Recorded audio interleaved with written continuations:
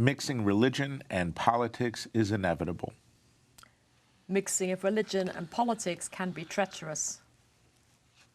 The American Religious Town Hall meeting is now in session.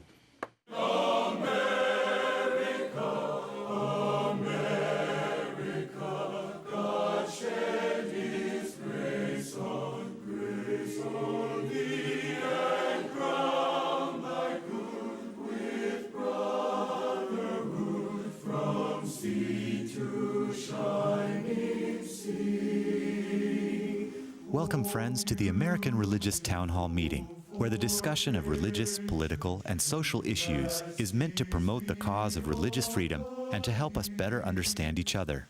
And now, here's your host and moderator, Pastor Jerry Lutz. Thank you, and I too would like to welcome you to this program called the American Religious Town Hall Meeting, and Mark described as to why we are here today, and particularly about this subject, religion and politics. They say that those things ought not to be the discussion around the dinner table. Well, we're going to discuss them right around this table today. But before we get started, I would like you to meet our panelists. Let's begin with the gentleman to my right.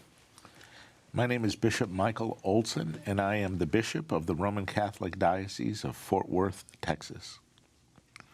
I'm Jordan Offsire. I am a rabbi living in Palm Springs, California, in retirement, involved in many aspects of the community. Hi, I'm Tom Plumley. I'm a minister in the Christian Church Disciples of Christ. I serve as the senior minister at First Christian Church in Fort Worth, Texas. I'm Andrea Luxton. I'm the president of Andrews University in Michigan, which is affiliated with the Seventh-day Adventist Church. My name is Canon John Peterson. I am an Episcopal priest, canonically resident in the Diocese of Washington. And I'm Mel Robeck. I'm an Assemblies of God minister, and I serve my church at Fuller Theological Seminary in Pasadena, California, as Senior Professor of Church History and Ecumenics and a Special Assistant to the President for Ecumenical Relations. Thank you, and I'm very happy to welcome each of you to this program today and this important discussion. Before we get started, I want to thank you for taking time out of your busy schedules, particularly because I know you have a life outside of this program, although some of our viewers might not think so because they've been tuning in for so many years and for so long. But each of you, as an expert in his or her field, brings some really good discussion to this table, so thank you for being here today. Let's get right to our subject, shall we? It's been often the case throughout history that religious and political bodies have tried to use one or another, religion and politicization of religion. This puts people of one faith or no faith against those of another faith, and it can result in violence. The unrest throughout Indonesia in recent months provides an excellent example for our reflection today. The Christian governor of Indonesia's capital, Jakarta, asserted that if someone said that the Quran did not support a Christian leader in a Muslim country, they were misusing the Quran. The Muslim community rose up against him, demonstrating with threats of violence and demanding that a Muslim be elected and the Christian governor be arrested. Well, the Christian governor was indeed arrested, convicted of blasphemy, and sentenced to 2 years in prison. The judicial process may have been compromised and the hand of those demanding less religious toleration strengthened. Today, I would like our panelists to discuss this matter in a little broader context. And the first question I'd ask today is this: what argument, if any, could you pose that would validate the politicization of religion? Next question: where in the American political mix do you see the politicalization of religion? And then thirdly, how would you counsel the people of your congregation regarding the relationship between politics and religion? That's our subject for today. We've touched on this in other programs, but this one is kind of zeroing in on some very specific issues. And so let's begin by going back to those who made the opening comments, and for that we go back to Bishop Olson. Welcome to the program. You helped to start our program today. Tell us more of your thoughts on this subject, please. Certainly.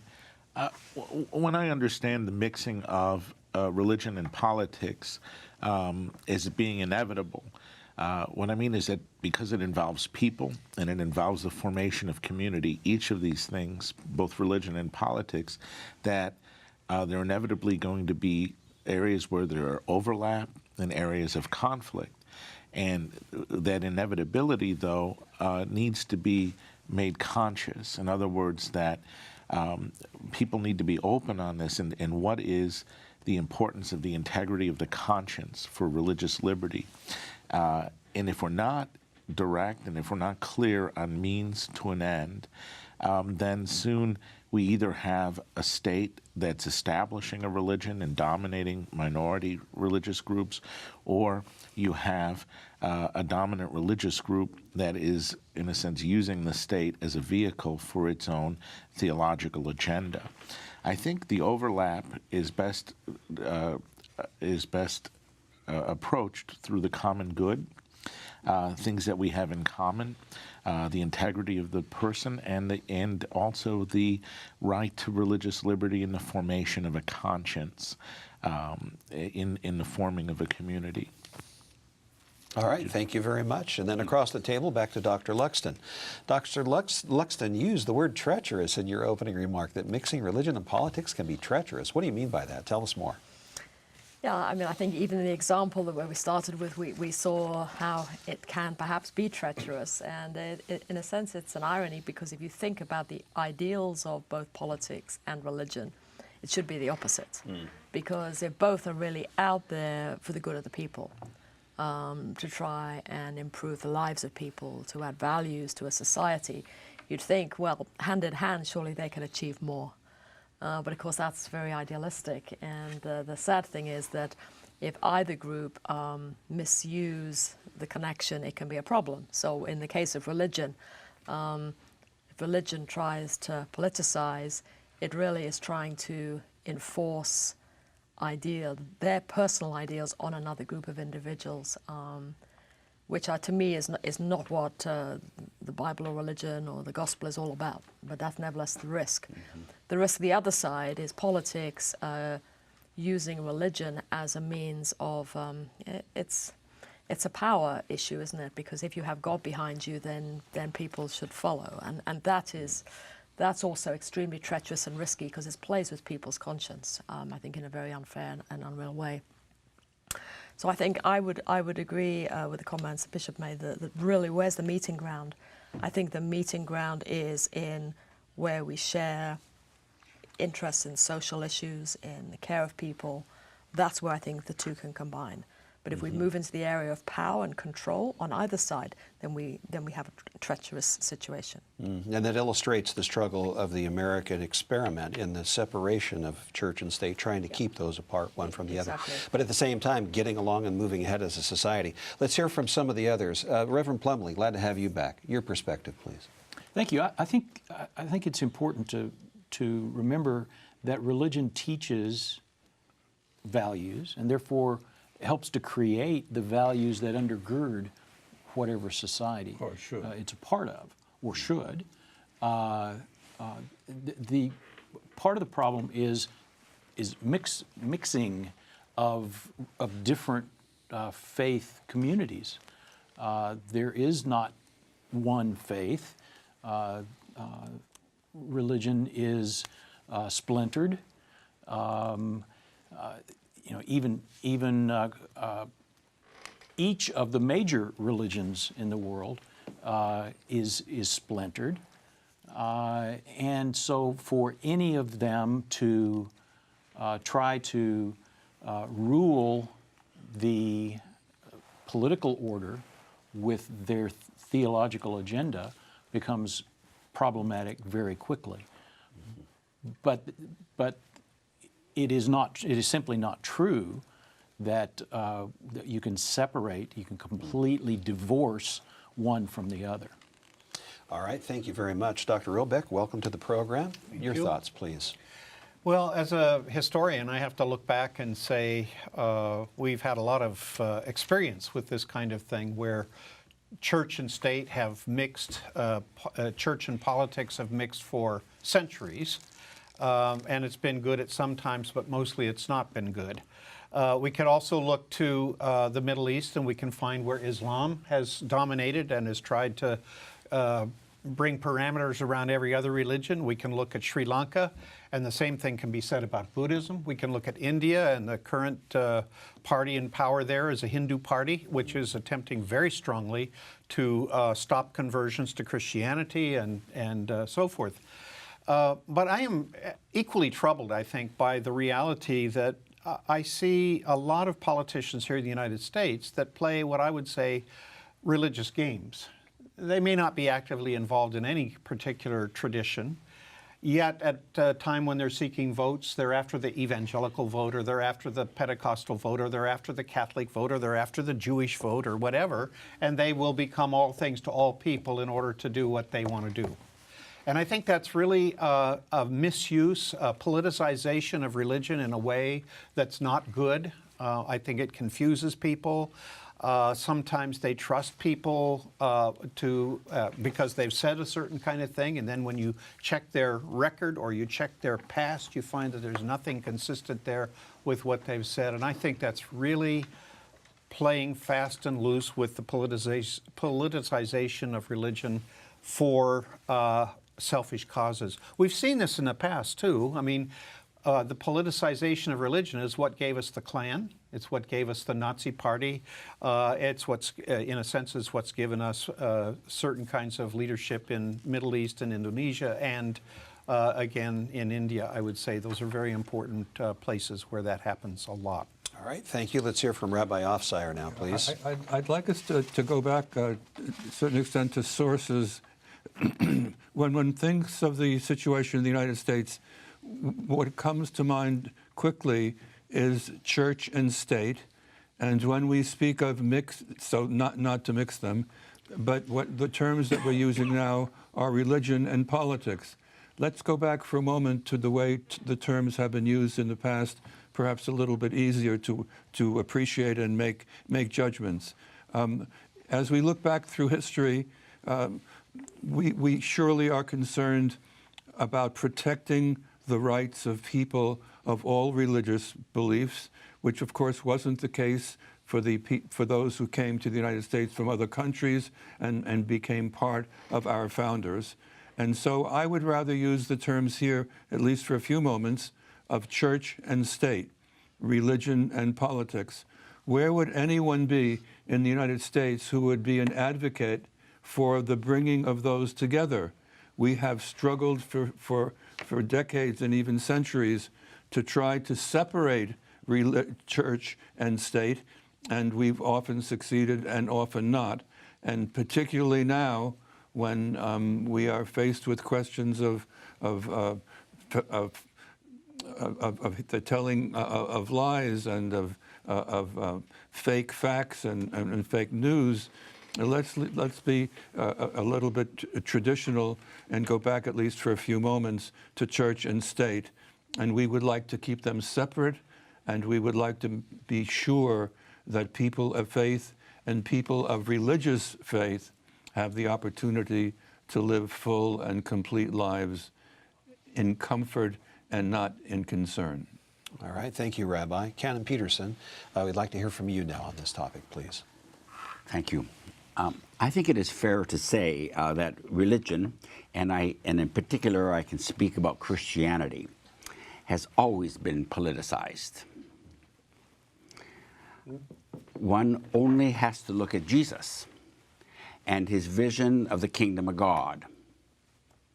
The kingdom of God was certainly political, as Jesus attempted to bring about a new world order.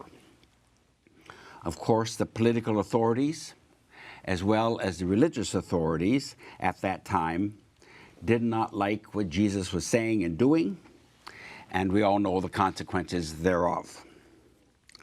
Institutionally, Christianity became politicized at the time of Emperor Constantine in the 4th century. And I think it is an interesting question for us is whether or not Christianity would have even survived had it not been for the politicalization of Constantine. With regard to what happened in Jakarta, the Muslim hardliners did not like the Christian governor. and his interpretation, or his advisors' interpretation around him, in relationship to the Quran, that the Quran actually would support a Christian governor. I would say at this point here that it became a political interpretation instead of a theological interpretation of what the Quran was saying. And therefore, the hardliners got the Christian governor out on terms of blasphemy. And this will be a topic that we'll be discussing in a few weeks' time. And so I urge you to turn on your television again to hear that discussion. And the governor was sentenced to 2 years in prison. So the whole idea of politicalization is one that not only is at the Christian roots, and I suspect it's at Jewish roots too in some respects, but also very much a dominant theme that we are confronting today on very many different levels, including the contemporary political situations globally. All right, thank you. And Dr. Luxon, you've indicated you have something more to add. Yes, no, I was intrigued by the comments there by John, and particularly going back to the gospel and the kingdom that Christ was trying to build, because I have read that in a different way. Because it seems to me that in the day, both the authorities and even Jesus' followers saw it as political. Yes. Yes. But I think Jesus was saying, no, I'm setting up something that is completely different. Yeah. And that he actually pushed back against religion being political. And it was the misunderstanding of the authorities and the people who tried to make it political that caused the challenges. Because I would see that model as the way that religion and politics should be able to play nicely together, in the sense that what Jesus was trying to do was build something in the community. Now, that was a threat to politics, but I don't believe it was being political. Just that. And that kind of brings us back to where we were a few moments ago. Hard to separate that entirely one from the other, though we struggle to do that. Even in one's own home, there are politics, correct? I mean, well, I don't know, maybe I grew up in a different place than you all did, but there are politics there as well. It seems to be a part of life, but when you're talking about civic and civil politics and religion is where, again, we've in this country tried to really keep things separate. Bishop Olson, and then we'll come back to Rabbi. I think there's, just to look at some things from another side too, subsequent to this, that many times in history, as the Roman Empire declined as an organized institution, it also fell to monasteries to organize for defense and also provide some sort of order for justice within society. And things like the preservation of culture, music, art were also very valuable contributions, which involves the politics. Anytime you have a group of people, you have to organize them somehow.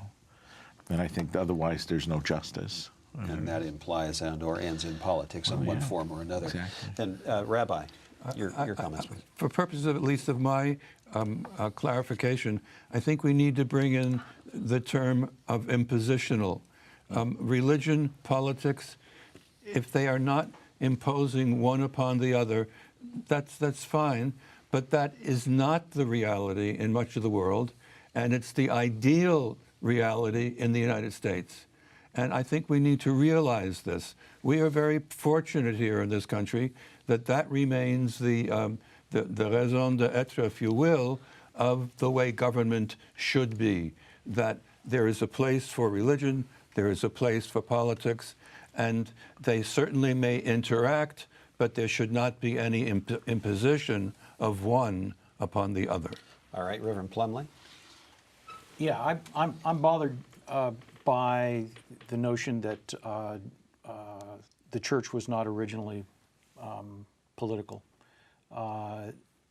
It was not political in the sense that it was seeking the power of state, but it was trying to get things done. Yeah, I agree. Okay, and in the broader definition of what politics is simply systems for getting things done. So does politics imply organization or vice versa? Because as you were mentioning, Yes. Bishop, wherever there's organization, there's Yes, it going to does. be some kind of political Yeah.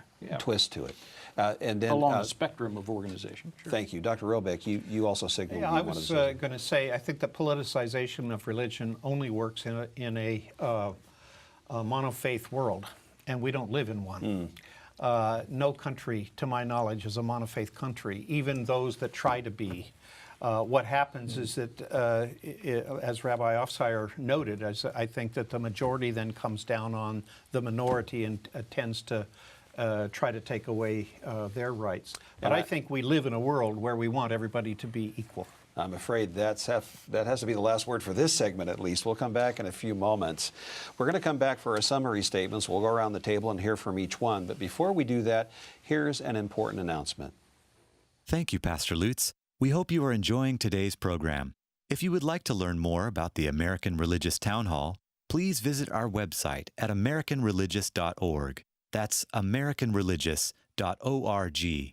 There you can read about the mission and history of the program, learn about the Town Hall estates, and view past programs by clicking the appropriate menu buttons. Each week, Pastor Lutz looks forward to receiving your letters. You may write to him at the address shown on your screen. Send your letters to Pastor Jerry Lutz, American Religious Town Hall Meeting, P.O. Box 180118, Dallas, Texas 75218. That's Pastor Jerry Lutz, American Religious Town Hall Meeting, P.O. Box 180118, Dallas, Texas 75218. Thank you for writing, and thank you for watching. And now, back to you, Pastor Lutz, and today's closing statements. Yes, let us know what you think, and if you have any suggestions for topics, subjects to be considered here around the table, please write us, let us know about that as well. And I will also encourage you to look into the website to learn more about the American Religious Town Hall Estates. I think you'll find some very interesting information there about this wonderful organization. You'll learn more about it at the website. And now let's go for our summary statements. With that, let's begin with Bishop Olson. You're first. Religion and politics will mix inevitably because they involve human beings. They are organizations and ways that human beings relate to each other and form a society. It's important, though, that religion and politics stay clear of using the other as a means to an end. All right, thank you very much. Reverend Plumley, your summation. Thank you. I think that religion can no more be removed from a living society than a beating heart can be removed from a living body. We are, as Christians, those of us who are Christians are called to be light. We are told we are the salt of the earth, but the political order and political office are not the place for evangelization, for baptism, and so forth. Nor is religion assisted by political establishment. It is instead compromised, and its life is corroded. All right, thank you very much. Canon Peterson, your summation, please. Well, I certainly appreciate Andrea's help here in understanding the complexities of this issue. I would still want to argue that the core gospel of Jesus Christ is political. And we just have to look at his first sermon in Nazareth. The Lord has upon me, he's anointed me to preach good news to the poor, proclaim release to the captives, recovery of sight to the blind, to let the oppressed go free, and the most difficult one of all, the Jubilee, or of forgiving all the debts. It seems to me that that is politicalization. And Jesus ultimately paid the ultimate price by the political and religious authorities because he stood up for these principles. All right, thank you. Dr. Robeck, your summation, please. Yeah, every once in a while we hear in the news of people who are saying, let's end religion because it's always been the source of violence and problems. And I think when religion has been politicized, that is particularly true. But it's also the case, I think, I'll say within Christianity, for instance, when Germany broke up into various states around these princes, that wasn't simply a religious war. Winning Lutheran freedom from Catholic Church. It was nationalism. Yes. It was politics. And I think it's too simple simply to dismiss religion as being a problem when it's involved in politics, because it can be the other way around and sometimes even worse. Thank you. Now, Dr. Luxton. I think that politics and religion inevitably there's this kind of messy mix between the two. You cannot separate them. I wouldn't like to suggest that. But I think there is a point at which religion is politicized that it becomes a problem. Or if you try and sanctify politics, I think that's where it becomes an issue. Somewhere between the two, yes, we're going to have that mix, however we interpret it.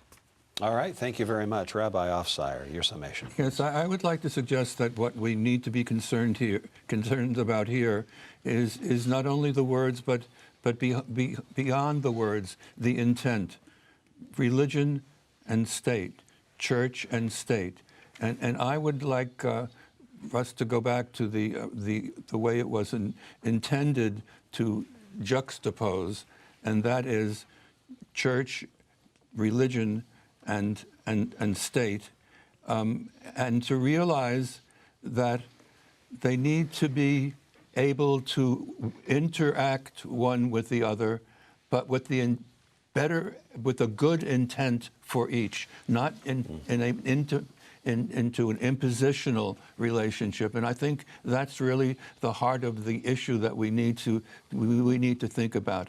How does it function in our country?